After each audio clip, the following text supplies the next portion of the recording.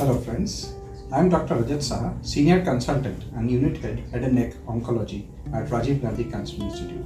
As Organizing Secretary of the upcoming RGCON2024, which is themed on head and neck cancers this year, I invite all of you to join us for this academic extravaganza to be held between 15th to 17th March this year.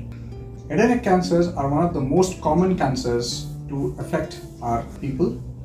A lot of exciting research is being held in India and abroad for the better treatment of our patients.